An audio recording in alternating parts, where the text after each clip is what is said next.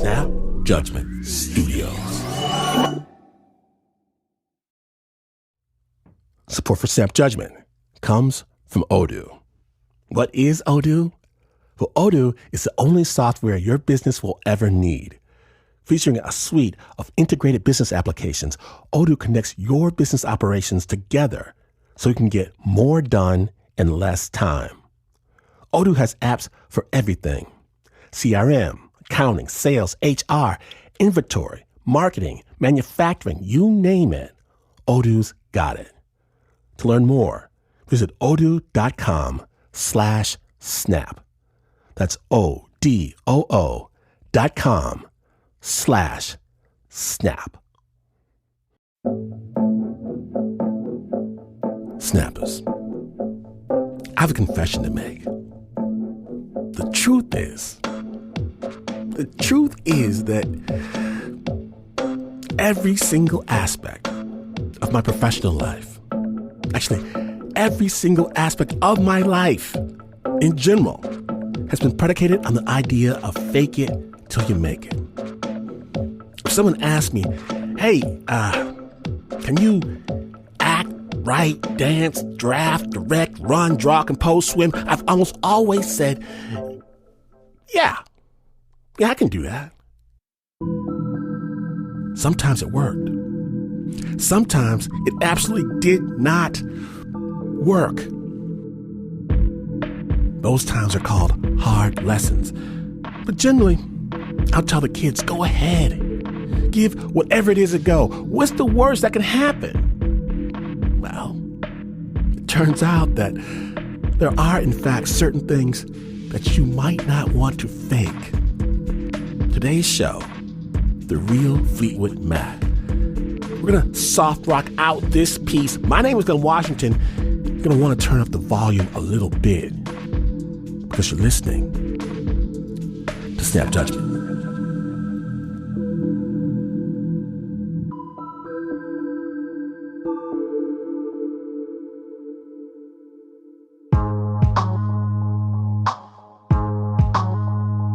Our story comes from the golden age of classic rock. Tour buses, stadium, concert hall, mullets, shimmying under the bright, sweaty spotlight, all the rock star stuff. And as such, there might be some language and references to drug use. Bad rock stars. Bad. Producer John Fecile grabs the mic and goes in search of the Real Fleetwood Mac. Snap Judgment.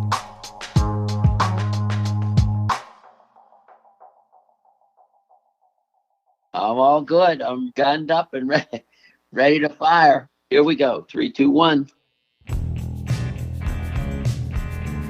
Rich Engler is a concert promoter in Pittsburgh. Been doing this for 54 years, over 6,000 concerts. And in 1974, he gets a call from an agent in New York telling him that the band Fleetwood Mac is looking for a venue in Pittsburgh to host the first show of their U.S. tour. I said, oh, you mean the first on the whole tour? This would be fantastic. Fleetwood Mac. Before Stevie Nicks joined the band, they were bluesier, harder rocking, more psychedelic. Even in the early 70s, they were incredibly popular. Maybe not as big as they eventually became, but they had hits like Black Magic Woman. I said, this will be big news. I'll be able to advertise. Come be a part of the first date on the tour of Fleetwood Mac coming from England. You know, wow, this is a super show. So, day of the show comes.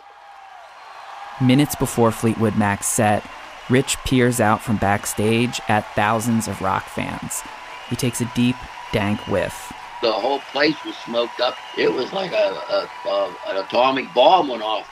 But there's a problem. There was no appearance yet of the band. I don't see any Fleetwood Mac. He doesn't see a single member of the band.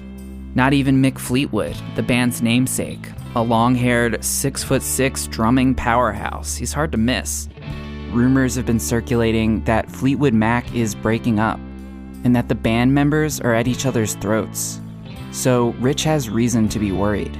There's nobody, they have not arrived yet. What is going on? And all of a sudden, boom, the door opens up. I see 1, 2, 3, 4 or 5 guys walk in and straight back into the dressing room. Rich doesn't recognize any of these dudes, but they are definitely not Fleetwood Mac. And then the next thing I see is this guy. He was a little older. He didn't have a suit on, but he was kind of dressy. This guy introduces himself as Fleetwood Mac's manager. And I said, "Where's Fleetwood Mac?" He said, "They just walked right by you." I said, "What are you talking about?" I thought those were the roadies. He said, "No, that's Fleetwood Mac." And I said, "Hang on, are you kidding me? I've done dates with them in the past. That's not them." He goes, "Well, listen, this is Fleetwood Mac as it is today. Forget about those other guys. They're out. You're never going to see them again. This is Fleetwood Mac." And I go, "Oh, no way." I said, "This is not happening." He rears back his arm like to slug me. He starts to swing, and as he swings, I lunge forward. My natural instinct was to, dive at him. Rich wraps his arms around the manager's chest, and the two topple backward into a wall. A security guard comes rushing over. Whoa, you guys break it up, what's going on? Next thing I know, the band runs on stage and they start playing. What has just happened? I'm in the twilight zone. I'm like pacing around. I didn't know what to do. I know that people were going to be so upset, and this is total BS. What Rich doesn't know is that the guys in the band are feeling pretty much the same way he is. Going on stage thinking, my God, we don't really want to be doing this. This doesn't feel right, but we didn't know how to get out of it. The frontman of the band billed as Fleetwood Mac that night was a blonde singer with a soulful, ragged voice who went by the name Elmer Gantry. A lot of people say, "Oh, Elmer, you were in the bogus Fleetwood Mac." I mean, it was easier to go, "Yeah, that's right." The real reason Elmer was on that stage and felt like he couldn't leave was because he'd been asked to go on by drummer Mick Fleetwood himself. We knew what we knew, which was that we were doing it because Fleetwood had come to our house and said it all and laid it all out. Just 2 months before the show in Pittsburgh, Elmer was living in South London with guitarist Kirby Gregory. The two were writing and recording music together when they got a call from Kirby's manager, who also happened to manage Fleetwood Mac. And he told them that Mick Fleetwood wanted to meet them. He said, "Okay, well, Mick will call you." So Mick did call, and then he came over to where we were living. Mick Fleetwood parked his Morgan sports car outside their flat and ducked his head as he passed through the doorway. Wiry, wearing a loose shirt, his signature pair of wooden balls hanging from his belt. But he seemed damaged, actually, very depressed. Here's what Mick Fleetwood said in his autobiography. "I couldn't take it anymore. I was coming unglued emotionally. It was heartbreak heaped on heartache for me." He'd just split up with his wife. She was shagging the singer. He said he really needed a rest, needed to get his head together. So Mick was headed to Africa for some R&R. And while he was gone, he wanted Elmer and Kirby to help him form a new lineup of Fleetwood Mac, with Elmer as the lead singer and Kirby on lead guitar. And I thought, well, this makes perfect sense, actually.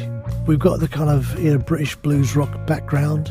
We would just slide into these positions naturally, really. So it wasn't even really a surprise.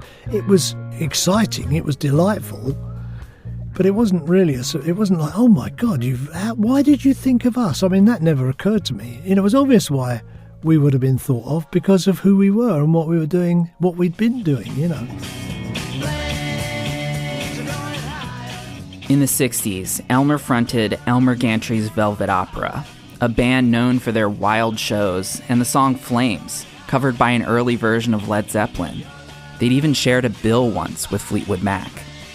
I was definitely known. I mean, it may not have been famous, but I was notorious. Kirby, on the other hand, was in the band Curved Air. He was barely out of his teens, but he could shred with the best of them. And he had a kind of shit guitar, And yet he did wonderful things with it. Together, they were a dynamic duo.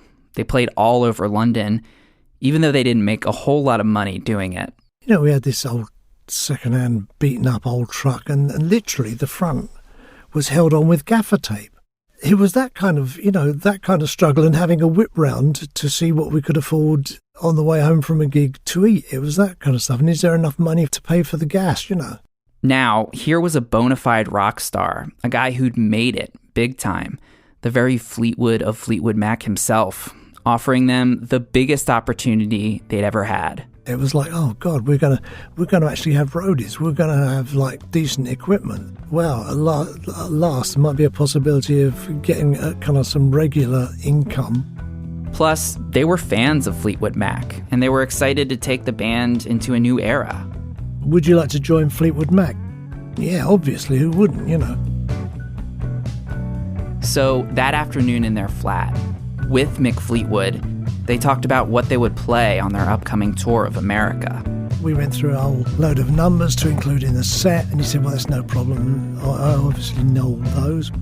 Working with Fleetwood Mac's manager, Elmer and Kirby would enlist the musicians, keeping Mick Fleetwood and possibly one or two others from the old lineup. Did you have any reservations about the fact that it was only Mick Fleetwood? Well, there'd been something like 12 lineups of Fleetwood Mac up until that point. It's true. Not a lot of job security in Fleetwood Mac. After a couple of hours, Mick Fleetwood left Elmer and Kirby's flat, satisfied. He seemed kind of enthusiastic. It seemed like it was real and it was going to happen. And he said, I'll be in touch before we all go to the States. Elmer and Kirby start phoning up musicians to join the band. Some are friends, like the bassist. We've just been offered this. It's fantastic. Do you want to get involved? A keyboard player signs on. He was a great pianist when he was sober, but he was rarely sober. And finally, a temporary drummer to play with them until Mick Fleetwood has had time to get over his heartbreak or whatever. It was all supposed to be secret, all supposed to be hush-hush. And we rehearsed the set that we were putting together, Stop Messing Around, Rattlesnake Shake, all those old Mac numbers.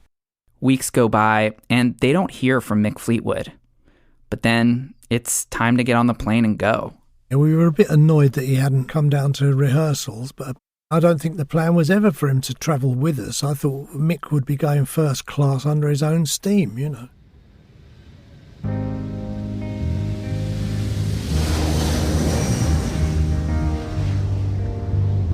January 1974. Elmer first steps foot in America, a place he'd never been. Everything was discovery, new discovery, exciting. I mean, it was one of those things that when you're sort of 14 or 15, it's like, I want to have a hit record and I want to tour America. And their first stop is that show booked by promoter Rich Angler. How are you, my friend? At a theater in Pittsburgh. It's 3,500 seats. So I go on sale, boom, the thing sells out like right away. It was rammed, fucking absolutely rammed. The band is ready to rock, but their star drummer, Mick Fleetwood... Right, where's Mick? MIA. We said, well, where is he? Feeding Elmer and the boys information is Fleetwood Mac's manager, Cliff Davis. Cliff said he's not coming, he's not here. We said, well, cancel the gig then. Fuck this, we're not going on and we need to just go. But Cliff is not one to take no for an answer. Saying, look, you're going to get fucking nicked. I've signed a contract for the band to go on and you can't do that sort of thing over in the States. You'll end up in jail. And of course we felt incredibly vulnerable because we'd never been there before. We didn't know how anything worked. Cliff was the man with the tickets and the money. What do you do if you're sitting in jail in Pittsburgh? You don't know what's going on, Even within the already very shady world of 70s rock managers, Cliff Davis had a reputation. He was known to be eccentric, aggressive even, barking out orders in his thick Cockney accent while practicing karate. You'd be discussing something in the office and he'd be walking around sort of spinning nunchuckers. He was really good at it. I saw him destroy a chair just standing there one day. Did you know that he was a big karate enthusiast? Did you just make that up? Rich Engler, the promoter, who got into that awkward man tussle with Cliff Davis. Oh my goodness. I'm glad the security guy was there.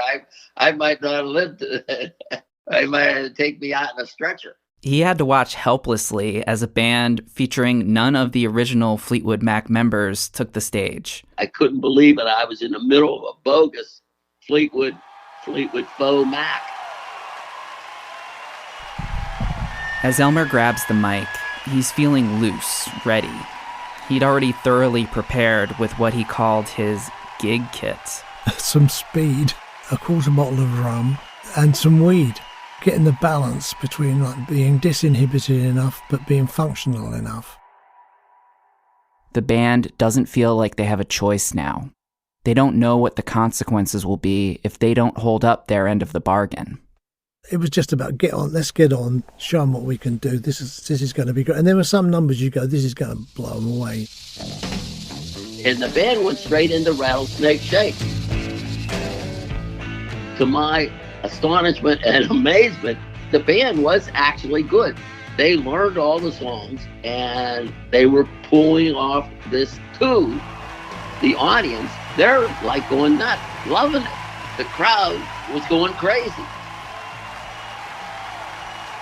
Not many seem to notice that this Fleetwood Mac ain't exactly Fleetwood Mac. We either gave 3 or 5 refunds out of 3,500 people. Went down a fucking storm, did 2 encores. It was fantastic. It was just went down a bomb. We played really well. It was amazing. When Elmer gets off stage, though, that's when reality hits. There's no way this tour can go on without Mick Fleetwood. Our hearts sunk. What are we going to do? Elmer and the band are being paid by the gig, so cutting the tour short now, that'll really hurt financially. But manager Cliff Davis reassures them, don't worry, Mick is still coming. It was just, no, he couldn't make it for tonight.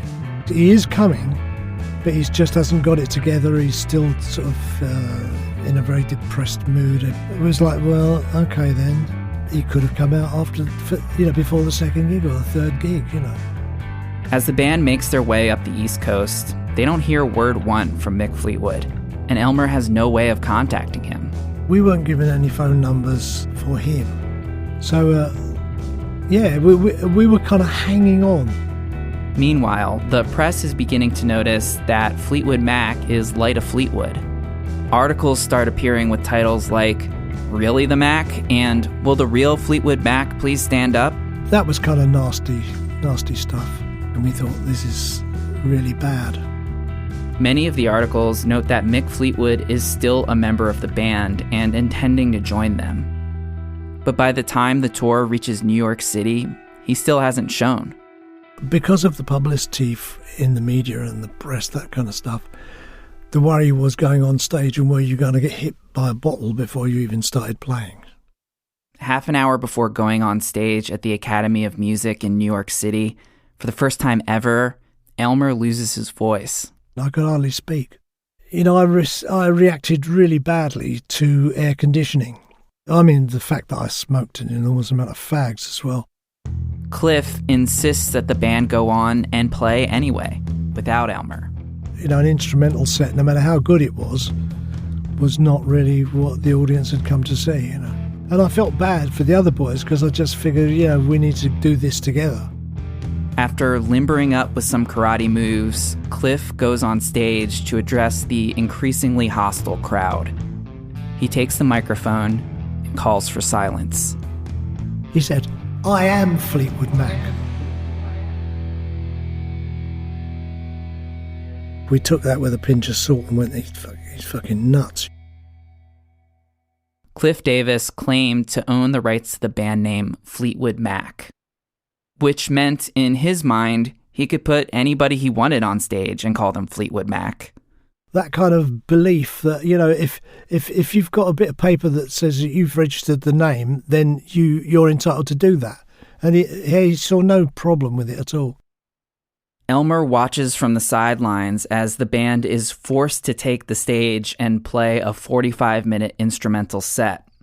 And he starts to realize something. that we got caught in the crossfire between the Mac and Cliff. Across the pond, Mick Fleetwood has started giving statements to the press, saying things like, "We're the real Fleetwood Mac, yeah, for sure." That they'd been wronged and we were, a bogus band trying to trade on their success. I couldn't allow other musicians to tour under our name, whoever they were. I knew absolutely that he was lying. If Mick at any time had phoned up and said, "Look, I don't want to do this, I'm not going through with it," it would have ended. It would have ended during rehearsals. It would certainly have ended before we went. It's almost like years in the business and working towards something like this, and then it's completely destroyed and you've lost all credibility. I felt, more devastated than angry, I think. Felt kind of betrayed and let down.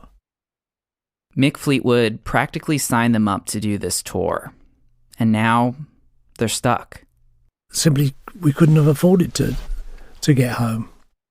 I mean, Cliff wasn't going to go, "Well, here's your ticket home, off you go then." He wasn't going to do that. There was no way. He was insistent that he was going to push this through and it was going to be a success. Cliff is already forging ahead after the NYC show. To keep the band out of legal trouble, he renames them. Cliff's going to change it to the new Fleetwood Mac. They're now the new Fleetwood Mac. And it's our job to go on stage and prove how good we are. But the bad press continues to follow them wherever they go. Articles calling the band members phony, faceless, masquerading unknowns. These unknowns, all this cobblers. As the band moves west, gigs start to get canceled left and right. People call in complaining, asking for refunds. The Deputy Attorney General of Idaho even files a lawsuit after their show. But the weird thing was we carried on and we were still going down a storm. Some of the gigs, they were brilliant. I mean, getting up and performing, everything else goes out of the window and you're concentrating on what you're doing. And it was a good lineup, musicians that I could rely on to do the job. It felt great and it went down great. Considering the situation that we were in and all the news and the bad publicity, getting encores at gigs was kind of quite surprising. At one show, they lose power. The back line all went down. Everything went down apart from the PA system. And I just scattered and made stuff up for about 10 minutes and got the audience involved and then clapping and stamping and right into it. And when the sound came back on again, there was this fucking eruption of applause. You get that kind of feel when it's all going right. You've got the audience. So it's not so much you've got them as they're with you. The new Fleetwood Mac shares stages and holds their own against rock legends like Kiss, Leonard Skinner, Joe Walsh. And Joe Walsh said, "I don't know who you are, man." He said, "But you're a fucking great band." Sure, there are the occasional boos and people shouting, "Where's Mick?" At least one bottle gets thrown. And it seems like someone, probably a member of the road crew, sabotages Kirby's guitar amp. And we're about to do the sound check and we find the wires have all been ripped out of the back of the AC-30. They just get a new amp and press on. Still, the weight of it all, being labeled as phonies in Rolling Stone and scabs by Mick Fleetwood, slowly grinds them down. We were saying to Cliff, "We want this to stop. We want to go home. We've had enough." When they cross the border into Canada for a show in Calgary, Cliff finally agrees. And we just wanted out. It was humiliating. The TV, the papers, it's just getting worse, and it's all very well soldiering through and going down to sort of 500 people or 1,000 people in a gig. But that doesn't compare to thousands of newspapers out there and the thousands of people that are being reached by snide comments on the TV. We were not going to win that one. It felt like a victory that we managed to persuade Cliff to organise the flights for us to come home. The new Fleetwood Mac had lasted only 6 weeks. They get on a plane headed to London, and when they land, their problems aren't over. When we get back to England, they were suing all of us, including Cliff, Kirby, myself, everybody involved. The old Fleetwood Mac takes the new Fleetwood Mac to court.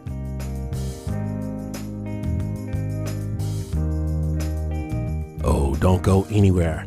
After the break, the don't stop, won't stop music continues. Snap Judgment.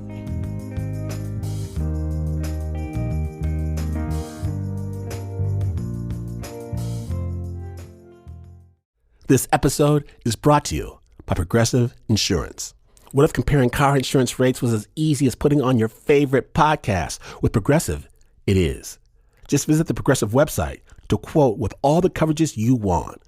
You'll see Progressive's direct rate, then their tool will provide options from other companies so you can compare. All you need to do is choose the rate and coverage you like.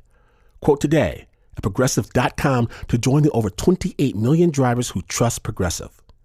Progressive Casualty Insurance Company and Affiliates. Comparison rates not available in all states or situations. Prices vary based on how you buy.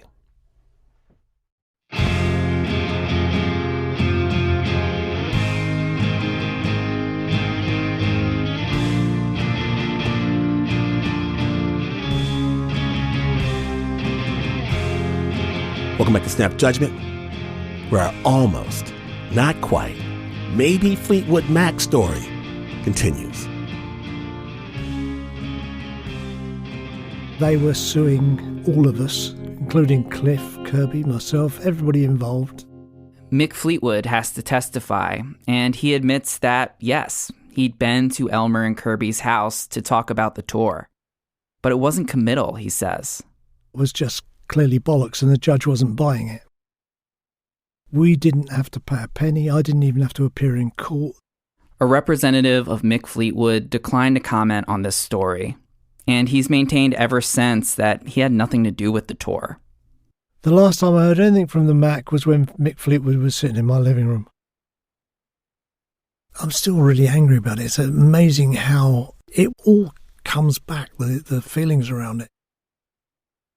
I mean, if you were going to talk to Mick Fleetwood about all this, what would you want to say to him? What the fuck happened? And if you weren't happy, why didn't you tell us? Why didn't you just phone up and say, I'm not doing it? Yeah, I'd like to know what was going on. The Real Fleetwood Mac relocated to Los Angeles in order to deal with the continuing legal fallout from the tour. There, they met Stevie Nicks and Lindsey Buckingham and set about becoming the biggest band in the world.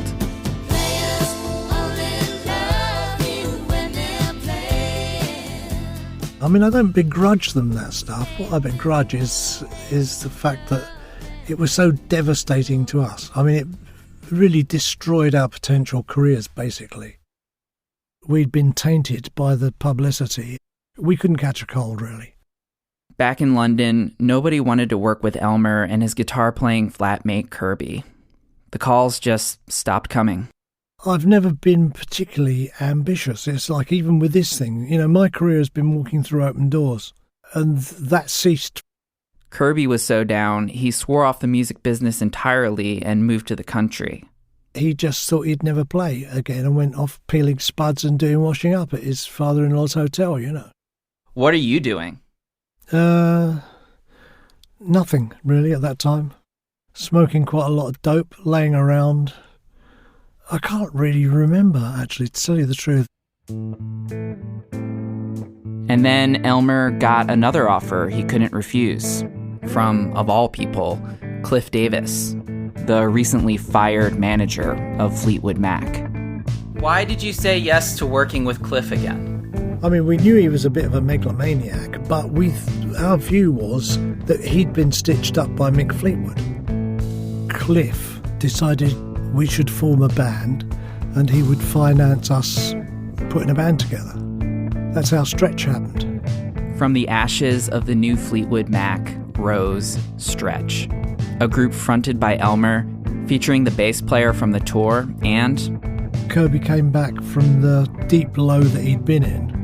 Kirby, Elmer's musical partner. We auditioned for guitarists and we auditioned for drummers. A lot of musicians who came in weren't actually interested in joining the band. People turning up not good enough or not equipped enough, but really only coming in the first thing, tell us about the Fleetwood Mac stuff. The attitude was, how did you think you could get away with that? Of course, we didn't think we could get away. We didn't think we were getting away with anything. Finally, they had a lineup, and they went into the studio. And we were recording down there, and Kirby turned up with this track. A song he'd written during his hiatus from music. I didn't like the style of it much. But Elmer really connected with the lyrics. They were about betrayal and dishonesty. Like, the only one who knows the truth, that's him, me, and you. The damage is much deeper than you'll ever see. Was it a very conscious comment on the Fleetwood Mac disaster? Yeah, because it was Kirby, Mick Fleetwood and me. You know, we're the only ones that know the truth. And it was a track that Kirby had written when he was in that kind of deep despair, trying to make sense of it all, just laying down the truth of the situation, how painful it was. The damage is much deeper than you'll ever see. Well, that's certainly true. They decided to run through it right there in the studio.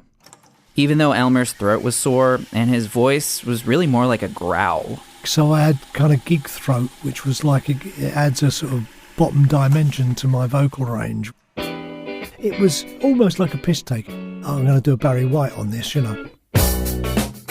While we were playing it, Jim, who was the drummer, he missed a beat, which he then realised sounded really good, so he repeated it. I've been thinking about what you have done to me. The damage is much deeper than you'll ever see. For 2.5 minutes, Elmer is at a simmer. And then, he explodes. Hit me like a hammer to my head. I wonder were you pushed or were you led? Why did you do it? Why did you do that thing to me? To my ears now, it's a pretty scorching track. Like, you guys sound pissed. Yeah, I didn't think, I'm going to make this really hard hitting, I'm going to sing it like this. I just sang it.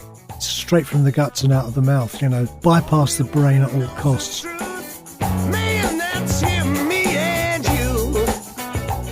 You know, it's just lucky that it ended up being a classic, and I've heard loads of versions of it.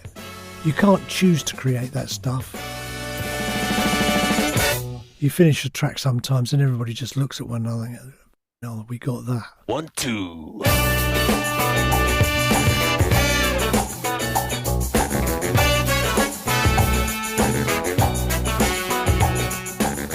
Now, you might not be surprised to learn that the song Elmer recorded with Stretch that day, Why Did You Do It?, became the biggest hit of his career.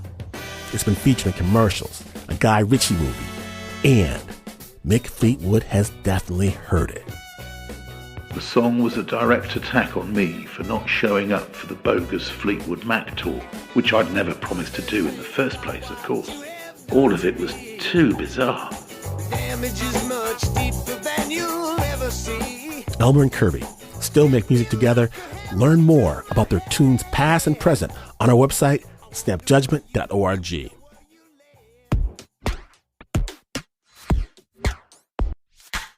Thank you, Elmer, for sharing your story with us. Thanks as well to Mike Stax from Ugly Things Magazine and the good folks at Whistledown Studios in London, especially David Prest, who read the excerpts from Mick Fleetwood's autobiography for us. The original score for that piece was by Dirk Schwarzhoff. It was produced by John Fecile.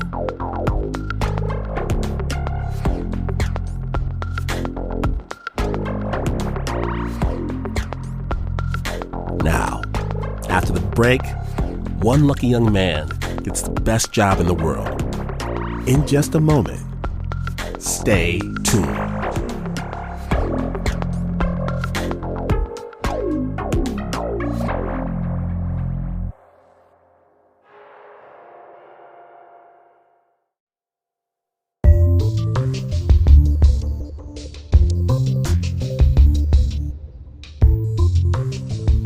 Welcome back to Snap Judgment.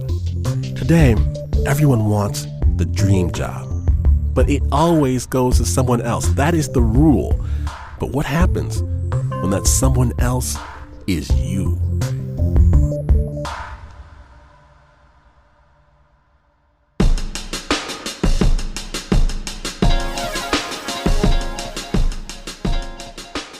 This story starts back in the early 70s New York, when Merritt Riley was the Yankees' biggest 11-year-old fan. I was hardcore. Well, actually, My mom and dad were big Yankee fans, so I really didn't have a choice, to tell you the truth. It was always extra special to be at a game, smelling the grass and smelling the popcorn. Always sought to get autographs and meet the players.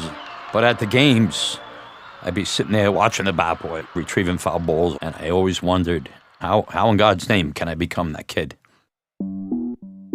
I figured, what the hell, I'll give it a shot, and I wrote a letter to Yankee Stadium. I didn't address it to anybody in particular, just hoping it would get a response.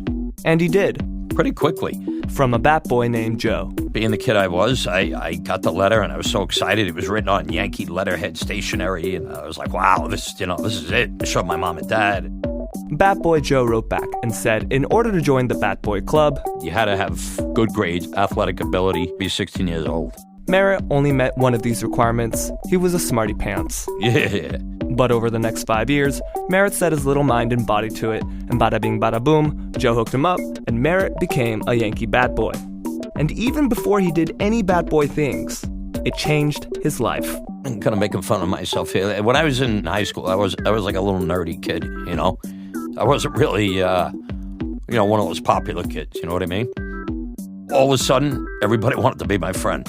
Kids that I thought would never talk to me because they were the cool kids, they were the jocks. It's funny because a lot of those kids are friends still today. Best part of the job was being around players that, a year or two before I was watching on TV and only dreaming that it would be like a dream to meet these people, and now I'm in the same locker room as them. Being a bat boy's no easy work. Merritt shined all the players' cleats, did the laundry, and during practices, he'd shag fly balls. But his most important job was during the game. During the game, you have one responsibility. Once that player that's at home plate hits the ball, whether it's a base hit or an out, your main and only responsibility is to get that bat and get it right back to the dugout. Once in the dugout, all Merritt had to do was return the bat to the bat container, where the other bats hung out. During the game, the Yankees were very, very strict about not being part of the game, being invisible, really. Now, Merritt was planning the rest of his life and career from his gig as a bat boy. If he did a good job, his plan was to become an umpire. Well, that was the hope, at least until July 24th, 1983, Yankee Stadium. Merritt's beloved Yankees were facing one of their biggest rivals, the Kansas City Royals. It was a Sunday afternoon in July, and back then the Yanks in Kansas City, they saw each other a lot in the playoffs, and it was a packed house. It was hot. It was a loud, boisterous crowd. Now, this game was extra special to Merritt, not because of the heated rivalry, but because of one player on the Royals, the superstar hitter, George Brett. For whatever reason, George Brett took a liking to me. Even though he was a superstar, he was like a regular guy. He'd, clown around with everybody in the clubhouse. He'd always be breaking my chops about one thing or another. And, kidding around, not mean. He had a nickname for me, and it was Spalding from Caddyshack. Spalding Smales. Not the coolest nickname. Spalding from the movie Caddyshack is a spoiled brat infamous for picking his nose and eating it. You know what? It wasn't like I liked the nickname. I just liked that he noticed me enough to have a nickname for me. He made you feel important. That made me like him, He definitely became my favorite. Yankee fan listeners, don't worry about it. His allegiance is still with you. Yeah. George Brett was one of those guys that I would secretly root for. As long as the Yankees would win the game, I was rooting for George Brett to do well. There weren't other players I could say that about that were not on the Yankees. All right, so back to the game. First inning. Second, third, fourth. The game didn't stand out for any reason. Seventh inning. Eighth inning. All right, here we are on the top of the ninth inning. The Yanks are up 4-3. And it's a very close game, with the Royals at bat, with 2 outs and a runner on base. You figured the Yanks are going to win this game. You have the Yankee closer, Goose Gossage, who basically was lights out once they brought him in. But the player from Kansas City gets on base, and none other than my favorite player in baseball, George Brett. The crowd's on its feet. George Brett is known as the Yankee Killer, but also well known as the hemorrhoid guy. Back in the 1980 World Series, George had to leave a game early because hemorrhoid pain. Since then, every time he came up to bat, he was the butt of all jokes and jeers. The crowd is going wild, jeering at George Brett because of a hemorrhoidal issue. I got a big conflict going on in my head. You know, I'm rooting for this guy, George Brett, to get the big hit. But at the same time, I want to see my favorite team win the game. So George Brett's at bat, and Goose Gossage leans in and delivers a pitch. And I could tell just from the sound of the ball hitting the bat, this thing was going to leave the ballpark. There was a very quick moment of silence, and then all of a sudden the place went crazy. And now the Royals have the one-run lead. So right away, I get up to home plate. I grab the bat. At the time, I know that I have to get that back to the dugout. But I said, you know what? I know I'll probably get in trouble, but I'm going to wait there. I'm going to wait there with the bat. And I want to high-five him when he comes around because he was such a good person to me. I wanted to show that I'm a Yankee fan, but I'm a George Brett fan. While I'm standing there at home plate waiting for George Brett to round the bases, the manager of the Yankees, Billy Martin, is on the top step of the dugout. The veins of his neck just like protruding from his neck because he was screaming for his catcher to check the bat. Right after that, the catcher of the Yankees rips it out of my hand, and he begins to inspect the bat for cork. When players cork their bats, makes the ball travel further. It's cheating. The catcher checked it for cork and then saw that there was no cork, and he just dropped it on the ground right next to me. Gotta be honest, I didn't know what was going on. At this time, George Brett now crosses home plate and just went right to the dugout. I did not get to high-five him because now I was so caught up in what was going on. Right after that, the manager ends up at home plate screaming, I want that bat checked. I want it checked for pine tar. What about Frank is that he's got too much pine tar, and the umpires are going to get together. George Brett looking around and wanting to know what's going on, and the umpires are going to Pine tar is a sticky substance that players put on their wooden bats.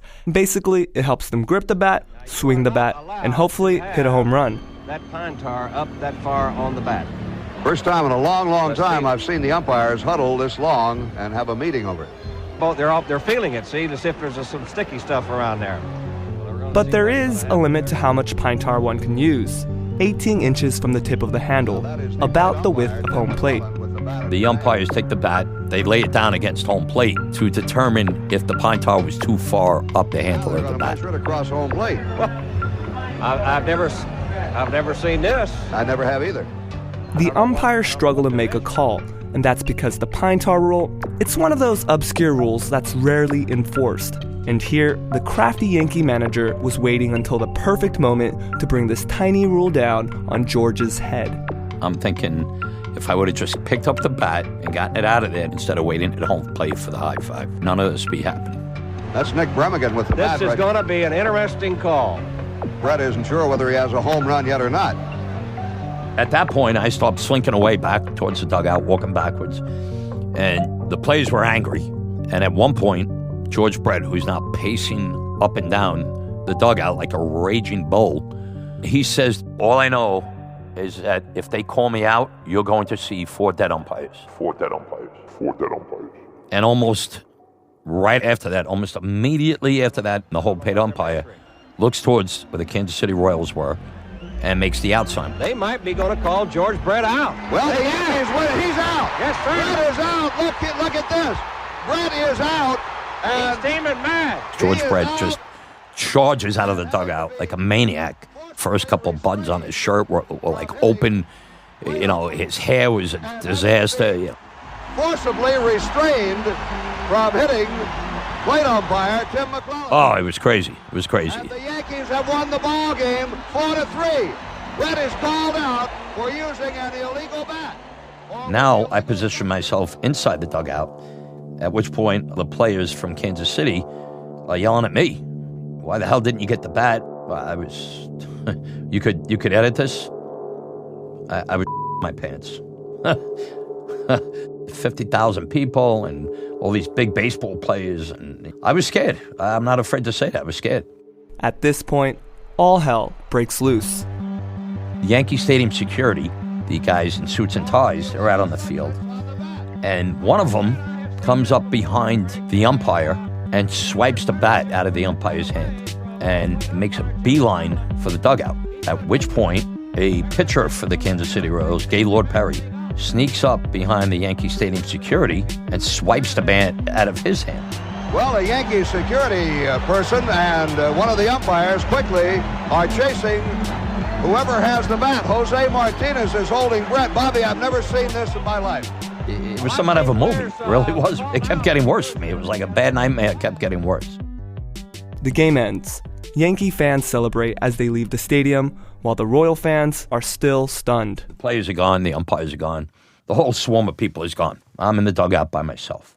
One of the clubhouse managers comes down and says, you don't want to go up into that locker room right now. The Kansas City Royals don't want to see you. They're pissed off at you. So Merritt begins his post-game duties, knocking the mud out of spikes, cleaning up the Yankee locker room. At that point, I thought it was the end of the world. This is the biggest thing ever that's happened to me. The manager of the clubhouse, where the Royals were, came down and said, look, it's safe to go back down to the locker room. The guys that were angry are gone, so come on down. All I could tell you was I was real nervous. I entered the locker room very, very timidly, and I opened the door to the locker room.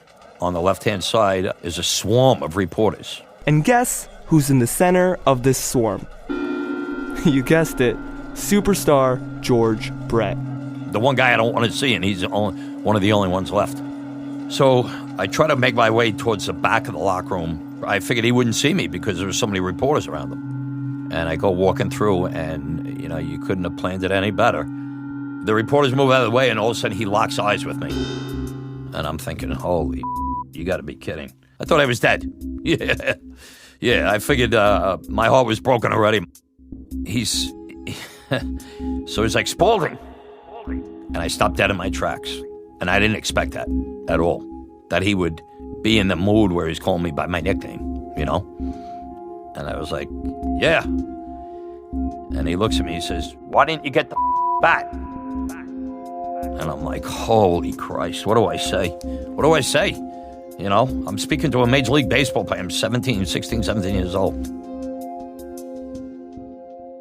And before I could answer, he just started laughing. He said, I'm only kidding around with you. He goes, don't worry about it. And then he said, but you do owe me. And I remember saying, as clear as day, whatever you want, whatever you need. So he says to me, do you want me to tell you what he says to me?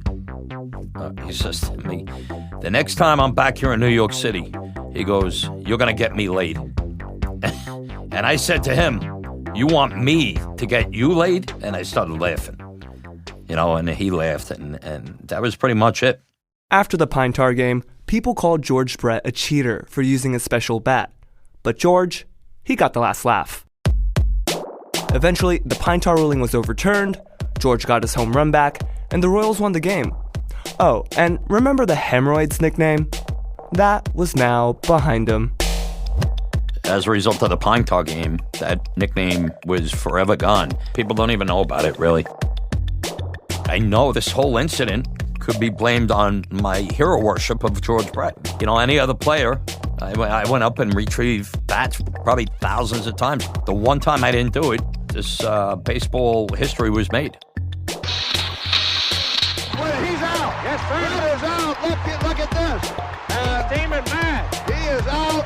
Bobby, I've never seen this in my life. And still to this day, I still have not gotten that high five I was looking for. Thank you, Merritt Riley, for sharing that story with the Snap. Merritt still considers himself the Yankees' biggest fan. And a big shout out as well to Daniel Barbarisi from the Wall Street Journal for bringing us that story. We'll have a link to his story on our website, snapjudgment.org. Original sound design by Renzo Gorrio, and that piece was produced by Davey Kim.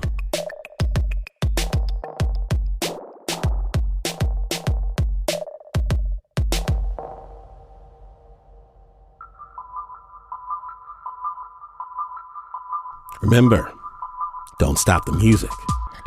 If you need more Snap in your life, and I know you need more Snap in your life, the Snap Judgment Podcast is available wherever podcasts are available. Let somebody know. They will be forever grateful. As well as Snap's evil twin podcast, Spooked. Snap is brought to you by the team that knows how to hide stuff on the tour bus, except for the Uber producer, Mr. Mark Ristich. He's always with the, "It's in there, officer. It's over there, officer." Well, there's Nancy Lopez, Pat Mesiti-Miller, Anna Sussman, Renzo Gorrio, John Fecile, Shayna Shealy, Taylor DeCott, Flo Wiley, Marissa Dodge, Bo Walsh, David Exme, and Regina Bediaco.